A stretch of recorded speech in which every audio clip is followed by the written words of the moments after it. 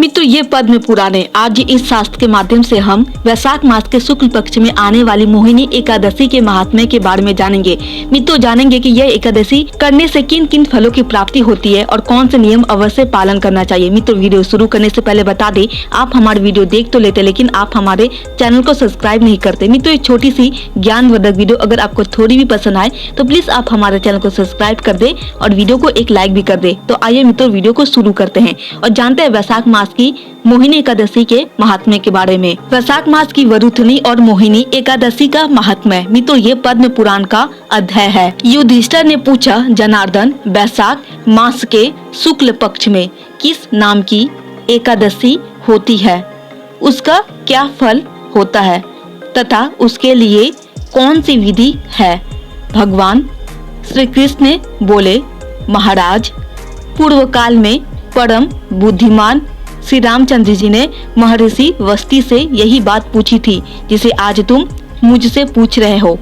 श्री राम ने कहा, भगवान, जो समस्त पापों का क्षय तथा सब प्रकार के दुखों का निवारण करने वाला व्रतों में उत्तम व्रत हो, उसे मैं सुनना चाहता हूँ। वस्ती जी बोले, श्री राम, तूने बहुत उत्तम बात पूछी है। मनुष्य तुम्हारा नाम लेने से ही सब पापों से शुद्ध हो जाता है, तथापि लोगों के हित की इच्छा से मैं पवित्रों में पवित्र उत्तम व्रत का वर्णन करूंगा। वैशाख मास के शुक्ल पक्ष में जो एकादशी होती है उसका नाम मोहिनी है। वह सब पापों को हरने वाली और उत्तम है। उसके व्रत के प्रभाव से मनुष्य मोहजाल तथा पातक समूह से छुटकारा पा जाते हैं। सरस्वती नदी के रमणीय तट पर भद्रावती नाम की सुंदरी नगरी है। वहाँ धृतिमान नामक राजा, जो चंद्र वंश में उत्पन्न और सत्य प्रतिज्ञ थे, राज्य करते थे। उसी नगर में एक वैश्या रहता था जो धन धान्य से परिपूर्ण और समृद्धिशाली था। उसका नाम था धनपाल।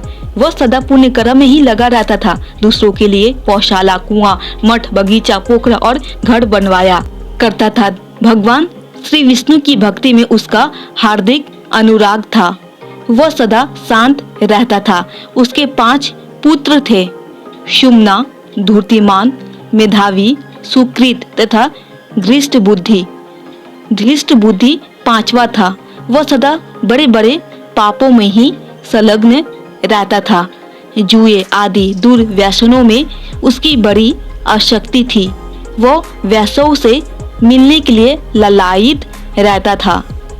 उसकी बुद्धि ना तो देवताओं के पूजन में लगती थी और ना पितरों का, तथा ब्राह्मणों के सत्कार में वो दुष्ट आत्मा अन्याय के मार्ग पर चलकर पिता का धन बर्बाद किया करता था। एक दिन वो वैश्या के गले में बांह डाले चौराहे पर घूमता देखा गया। तब पिता ने उसे घर से निकाल दिया तथा बंधु बांधवों ने भी उसका परित्याग कर दिया।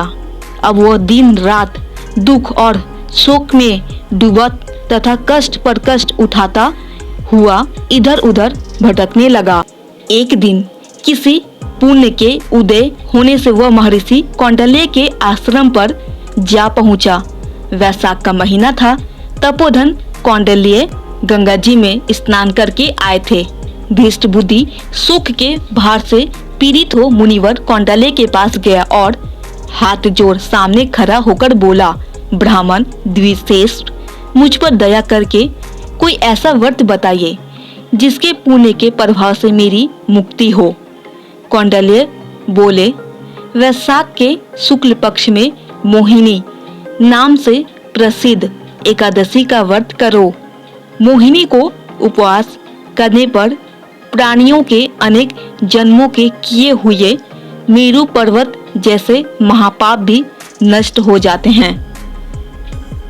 वस्ती जी कहते हैं, श्री रामचंद्र मुनि का यह वचन सुनकर धृष्ट बुद्धि का चित्त प्रसन्न हो गया। उसने कौंडल्य के उपदेश से विधि पूर्वक मोहिनी एकादशी का व्रत किया।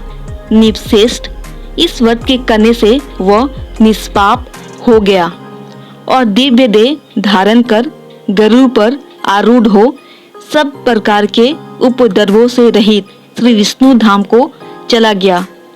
इस प्रकार यह मोहिनी का व्रत बहुत उत्तम है। इसके पढ़ने और सुनने से सहस्त्र गोदान का फल मिलता है। तो मित्रों, यह थी वैशाख मास के शुक्ल पक्ष में आने वाली मोहिनी एकादशी का महात्म्य। मित्रों, उम्मीद करते हैं कि ये छोटी सी ज्ञान वर्धक वीडियो आपको जरूर पसंद आई होगी।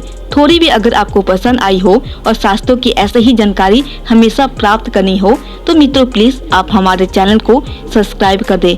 इसी तरह आप हमसे जुड़े रहें ताकि शास्त्रों की सही जानकारी आपको हमेशा मिलती रहे। और वीडियो को एक लाइक भी कर दे।